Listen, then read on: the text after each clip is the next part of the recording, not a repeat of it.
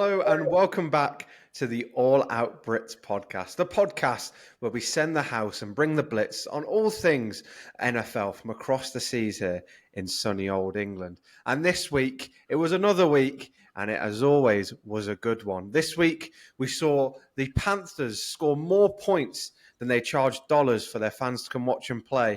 And we saw Caleb Williams have the same amount of pass attempts as Kendall Jenner has X's. So you know for a fact it was a very, very good week. And as always, to talk about the joys of it, to talk about the ups of all the downs, is my man over here, Mr. Elliot Greenwood. How are you doing this week? Did you enjoy yourself? And what did you think of week 3 in the NFL? I hated this week just as much as I hated last week. I'm full of cold. The Cowboys are not contributing to my health. The Cowboys are bad for my health, bro. But yeah, on the whole, it's been a lot of fun. Do you know what I mean? The league has been a lot of fun this year. Yeah. And that's something that I think's been missing for a while. You've got quarterbacks looking like they're having fun, running backs looking like they're having fun, especially when they're playing the Dallas Cowboys. But yeah, bro, it's been there's been plenty of ups, plenty of downs. But yeah, let's get straight into it, bro. Of course, and I think we need to kick off with probably the most fun game of the week, to say the very least. It's just a shame that it was at a stupid time for us NFL UK fans, and that was the Bengals versus Commanders. Two former LSU quarterbacks, the rookie versus the commander, and we also had two former Heisman quarterbacks facing up against each other. And you wouldn't believe it, the rookie came away with the win. Mr. Greenwood, what on earth went on there? Jayden Daniels. That's what went on there. Jayden fucking Daniels, bro. The first rookie quarterback ever to complete over 90% of his passes. Wow. He completed 21 of 23, and bro, did he look good doing it. But on the whole, that was the best thing about Washington. Nothing else really went right for them. Yeah. They gave up a ton of points, but the Bengals just couldn't get the job done. The Bengals had more passing yards, more rushing yards, more yards per play, bro. They had more first downs and very, very similar amount of third down conversions, fourth down conversions.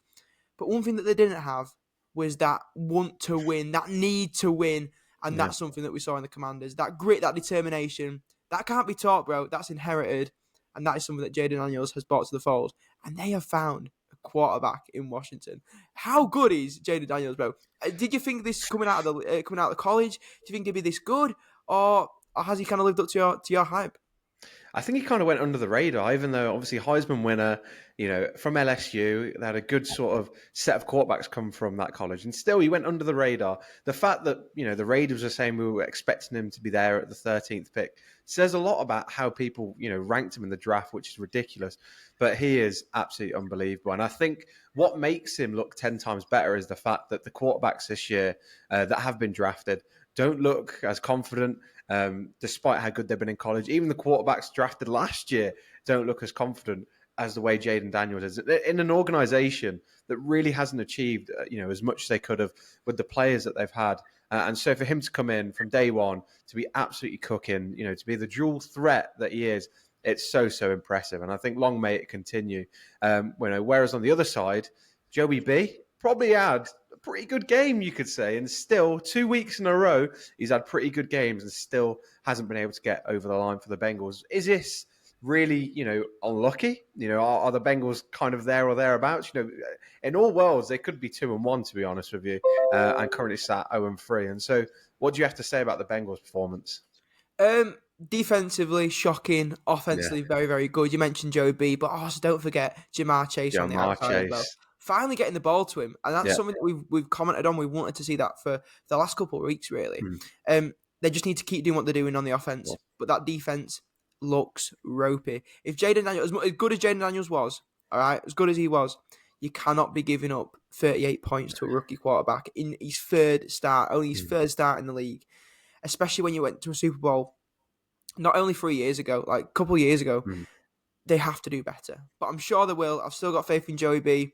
But getting to the playoffs after starting 0-3, there's only like 6 teams that have done it in history. Yeah. It's looking more and more unlikely. Every week now is a must-win for the Cincinnati Bengals.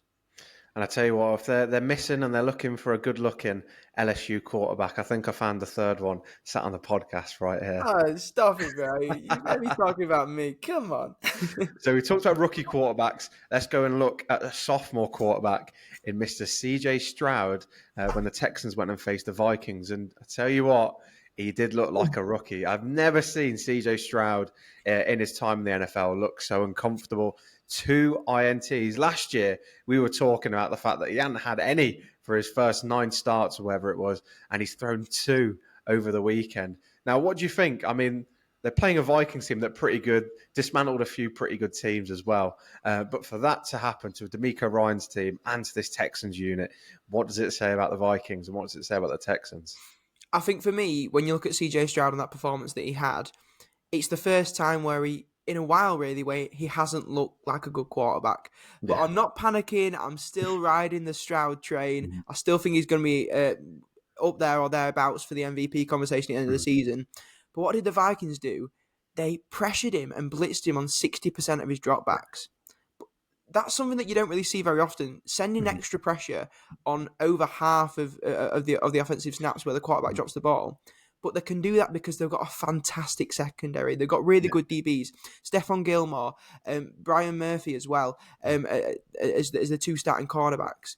But also Harrison Smith at free safety. Absolutely fantastic. I love watching him play football. They're a top 10 defense.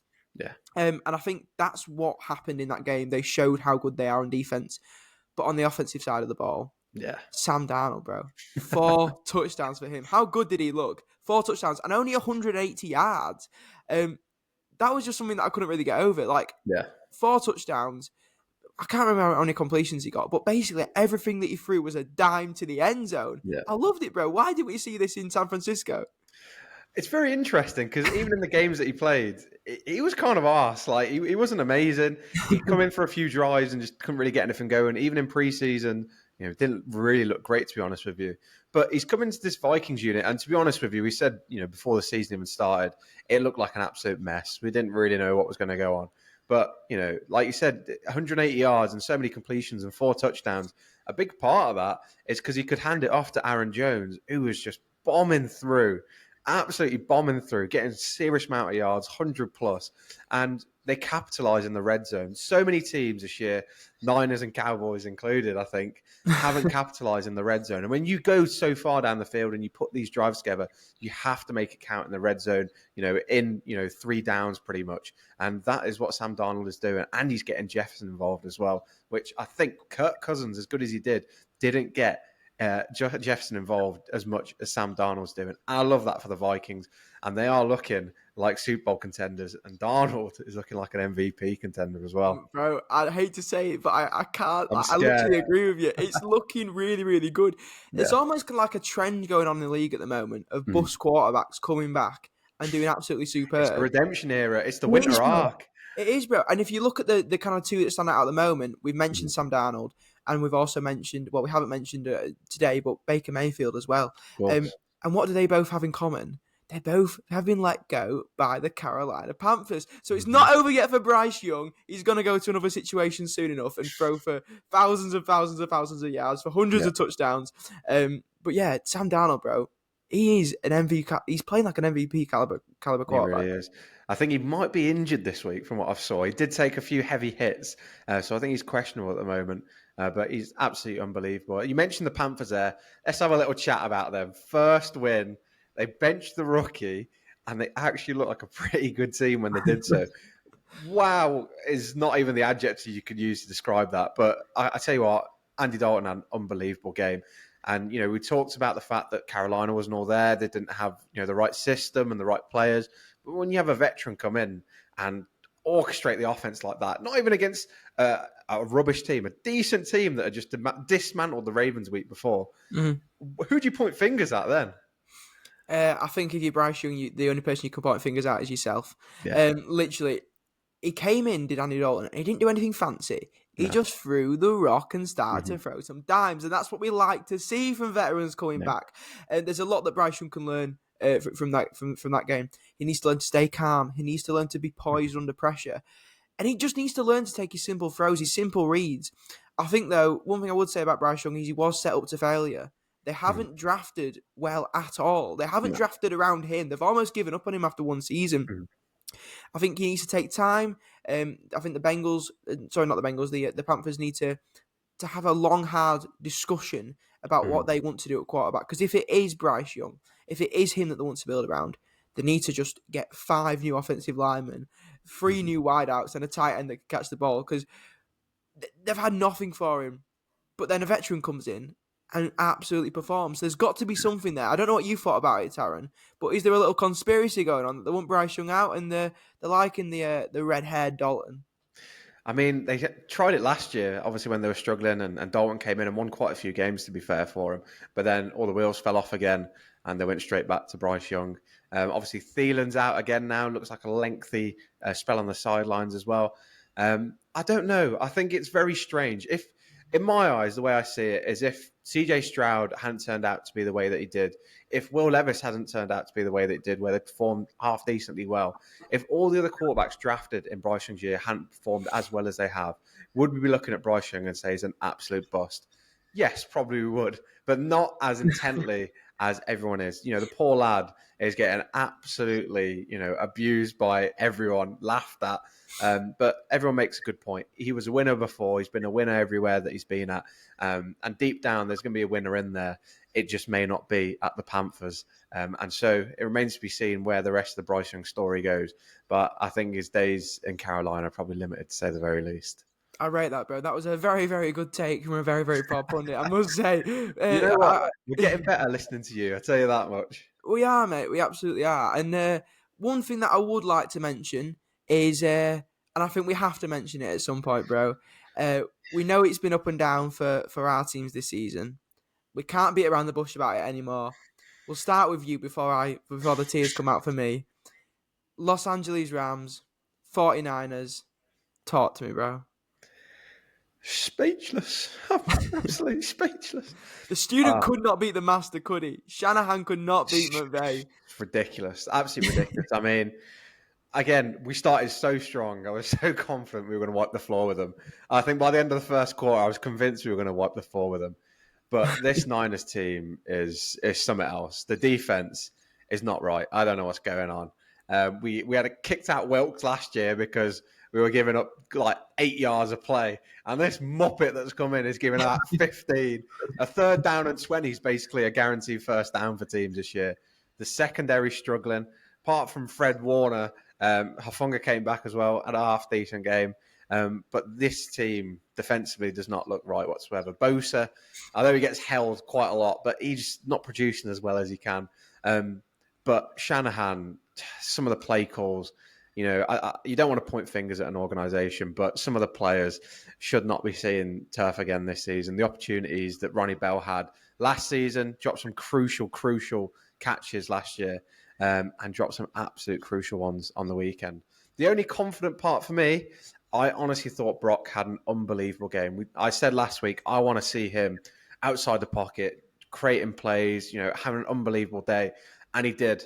And he had Juwan Jennings to thank for that as well. And I'm finally glad that people are seeing third and Juwan as the main man, because I was so glad last year when we re-signed him. After the Super Bowl, he was probably a defensive stop away from being Super Bowl MVP. And now he is showing off how unbelievably good he is, whilst Ayuk's getting paid to do absolutely nothing. Nothing. I'm sure your analysis will be pretty strong of how awful we were. I don't think you were bad. I think you made mistakes. I really do think you made a lot of mistakes. You mentioned the drops. Ronnie Bell had 2. Jennings, Ayuk combined for another 2. That's 4 drops there. That's 4 completions. That's 4 first downs. That's how you've got to think of it. Those 4 first downs changed the game. On the flip side of that, you had 6 more minutes of possession over the Rams. That's massive.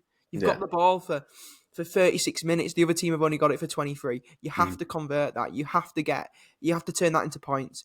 You also had 130 yards of more total offense than the LA Rams. 130 yards. 130 yards. I cannot emphasize that enough. And you still managed to lose. Yeah. What was it, Taran? How do you manage to keep losing this bad? Do you need to get Brandon Ayuk the ball?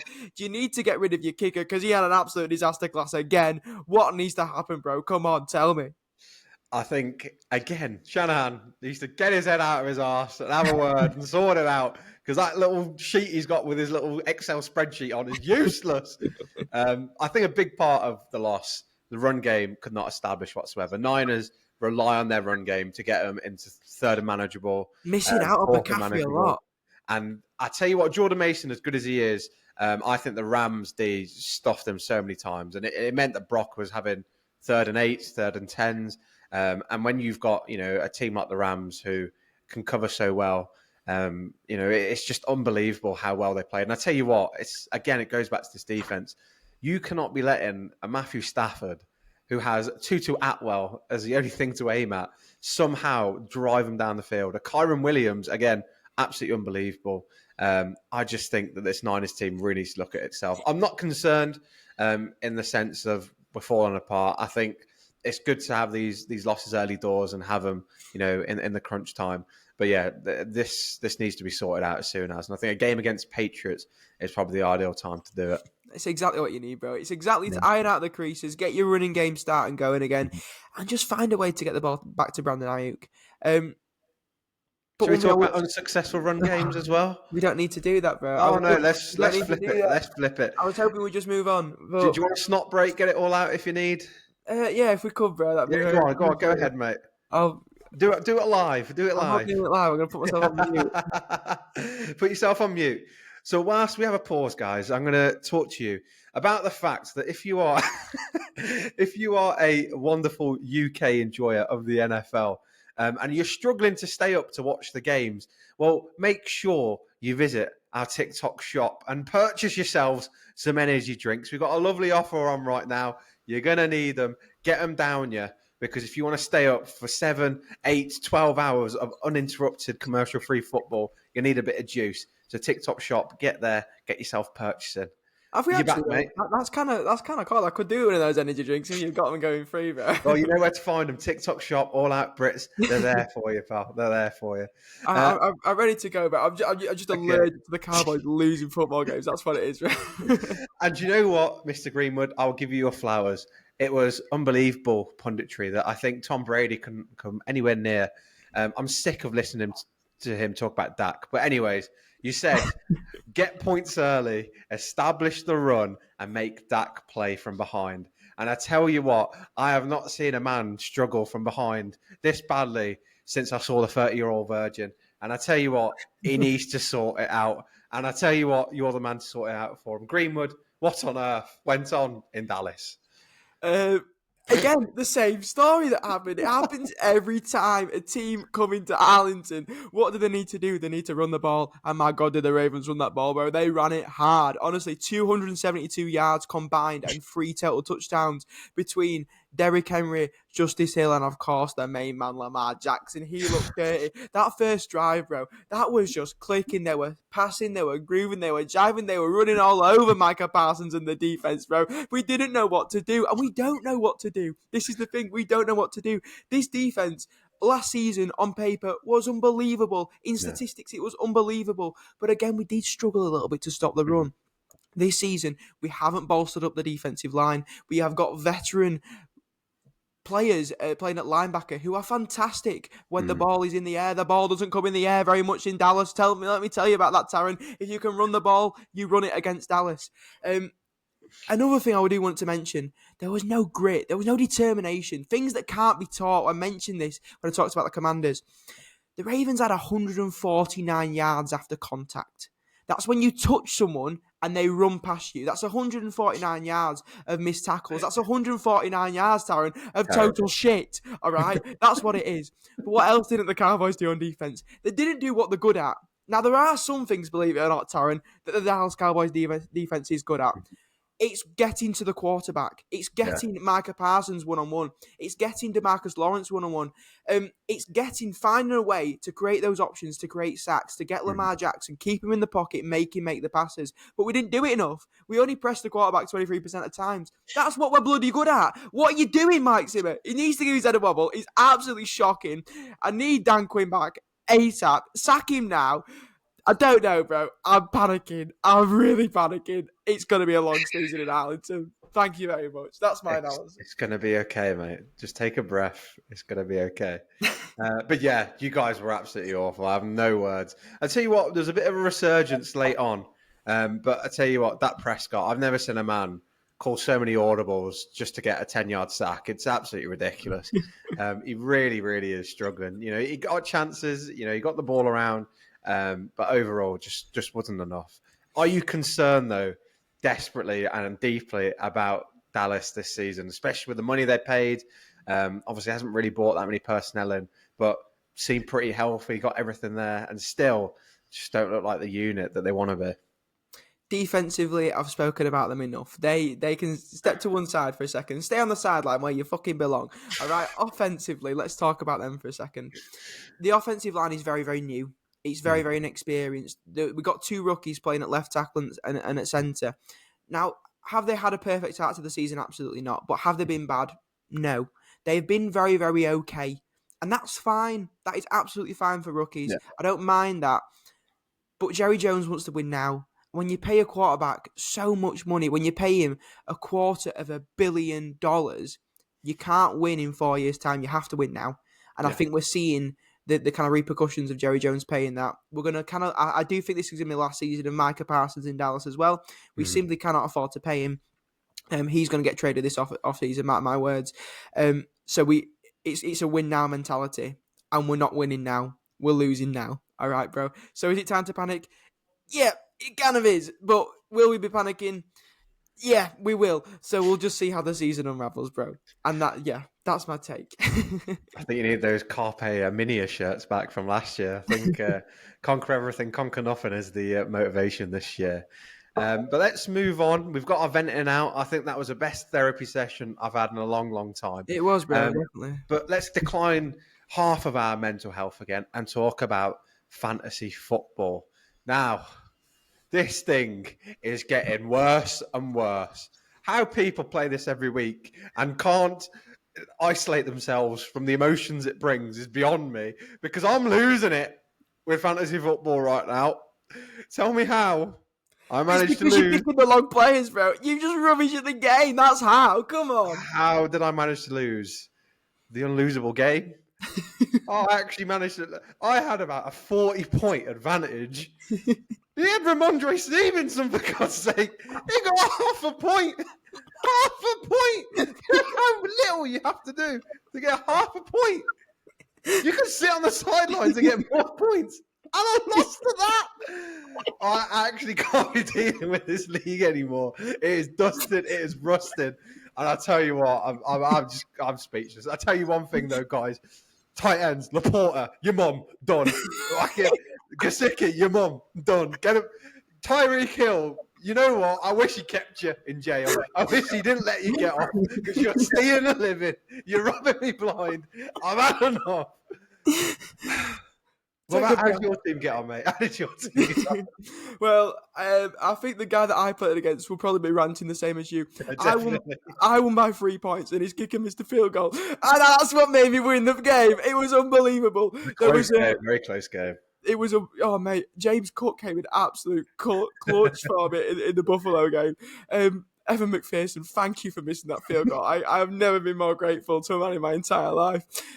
But yeah, been getting it done. What can I say? We also got DK Metcalf this week on the waiver wire. I've seen what you've been doing with Juwan Jennings. You've been cutting and adding tight ends like there's no tomorrow as well, bro. You can't find the one. All useless. You can't find the one. It's a bit like your love life, bro. You're chopping and changing. You can't get set on one. You just need to go for a trade, bro. You need to find something. Find a bit of love out there, because there's no tight ends that are loving you at the moment, are there, bro? No, they're all loose and they're all struggling, I'll tell you that much. But hopefully going forth, I've added to the collection of tight ends on my bench. I've now got a third one to add to that. And so hopefully this is the one. And if not, we're in a lot of trouble when it comes to fantasy. But next week, guys, I'll tell you this much.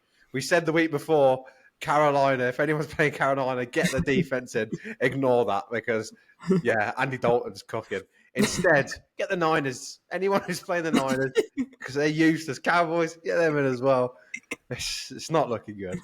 But let's look ahead to the good stuff. And that is week 4 of the NFL. And this week, we've got some very, very interesting matchups, to say the very, very least. I think the first one we should probably talk about is the Lions versus the Seahawks game, I believe. Now, again, you mentioned DK Metcalf there. He's started pretty well, and so have the Seahawks. 3-0.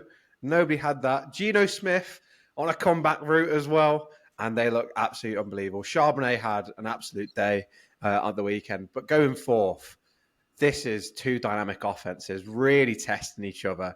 How do you think this is going to end up, mate? The Seahawks, like you said, they've gone 3-0, but they've gone it really, really quietly. They've done sneaky things to get there. They've gone under the radar, and they're secretly quite a good football team. So what went well last week? Geno Smith, when kept clean, was excellent. He was absolutely fantastic. He threw both of his turnovers when he was pressured. So a clean pocket, getting the ball to DK Metcalf, that's what you want. On the flip side of that, the Lions, there's one man, Aiden Hutchinson. He's going to be disturbing the play all the time. He's got a nasty chop, bro. He is unbelievable. He is, for me, the best defensive player in the league at the moment. He is in the running for Defensive Player of the Year. 6.5 sacks in 3 games. I think he got like 4.5, 5 in week 2 as well, bro. And he got the only sack on Kyler Murray last week. I think that matchup, Aiden Hutchinson versus the Seahawks offensive line, is going to win or lose you the game. If Hutchinson can get the chop done, beat his man, and get to Geno Smith, it's done, and the Lions go away the W. If not, I back Geno Smith to find DK Metcalf in the end zone and get me lots and lots of fantasy points, bro. Where do you see that game going, and how important is Geno Smith and Aiden Hutchinson going to be for both their teams? Again, I mean, you mentioned the Lions. Aiden Hutchinson, absolutely unbelievable. I've never seen a man doing these. I mean, spinning around. I like that. I like that a lot. The big man can move, can't he? He can. I'm telling you, get there. But yeah, the Lions team, I mean, Goff, we mentioned, the turnovers weren't great. Geno Smith, again, a man that struggles with turnovers. Still turning the ball over, both quarterbacks, but getting points, getting the job done. And it's almost acceptable in the end if you're doing that and getting your team wins. It's only when it's not turning out right that you get in trouble. But I think overall, this is going to be an absolutely unbelievable game between the two offenses. It's going to be high scoring. It's going to be high octane. But I think the Lions, a bit more maturity. I think they're trying to find their feet a little bit more. Montgomery and Gibbs just look like an absolute threat again. So I'm going to go with the Lions, mainly because I need a bit of help in the NFC here, and I can't be dealing with a 4-0 Seahawks, to say the very least. Definitely not, bro. Definitely not. The Lions did eat the Cardinals last week, bro, and that's another game that we're going to talk about, the Cardinals versus the Commanders. Where do you see that game going, and how important are the big playmakers in that game going to be? Again, the dual threat quarterback showdown. It's the Obi-Wan Kenobi versus Anakin Skywalker, and one's definitely a lot shorter than the other one, to say the very least. But Kyler Murray, again, I think we kind of saw the old school Cardinals last week, and I think, again, they were humbled. I think a lot of teams this week were brought back down to earth. The Saints were brought back down to earth, and I think the Cardinals were as well. Just struggled, really did struggle. I think the opportunity to scramble wasn't really there. They contained him very well. He connected, with his receivers. Everyone got the ball, but it just wasn't enough in the end. And I think this week is going to be a very interesting game. I can see the Commanders rolling through, though. The momentum of beating the Bengals. Jayden Daniels looking so comfortable. The run game again. When you can give the ball off to Eckler, or you can give it to Brian Robinson, and then your quarterback can dash with it. Absolutely unbelievable. I think James Conner, again, struggled last week. I see the same sort of thing probably not happening this week because of the Commanders' D. But overall, Commanders win, another high scorer, and a very, very good game. What do you think, pal? I think the flip of it, honestly, to be honest with you, bro. Obviously, the Commanders were beating the Bengals, but the birds can fly away is what I'm going to say. The Cardinals are going to take the W on this one. The Commanders aren't a good enough football team for me on paper to beat the Arizona Cardinals. What they need to do is work hard like they did last week. The defense does need to make some turnovers, though, but they all over the Commanders need to be immaculate. The Cardinals, on the flip of that, they were 1 for 11 on 3rd and 4th down. That has to improve. That is not a recipe for a win or good quarterback play. And they just need to let Kyler do his thing. Let Kyler Murray play football. Let him get the ball in his hands and find Marvin Harrison Jr. Let him find Trey McBride. Let him run around having fun. If that happens, Cardinals get the dub, bro. I mean, again, you said you wanted a fun game of football. I think this is the one. You want a fun quarterback? Kyler Murray is the one. And speaking of another quarterback that likes running around and delivering, Mr. Josh Allen. His shirt hangs behind me as if it's a Hall of Fame. Wow, I did not have the Bills to be doing as well as they are. And somehow they are absolutely storming it, scoring the highest amount of points. And a big part of that is Mr. Josh Allen. He's not got his boyfriend kicking off with him anymore. They're divorced now. He's getting a good life. I can see his hairlines come back a bit. He's having a good life as Allen. And I think against the Ravens, he could have a good day again because Josh Allen is going to keep it rolling, I think, this week. What do you think, Bills or Ravens? For me, like you say, Josh Allen. That's my take. It's Joshua Allen.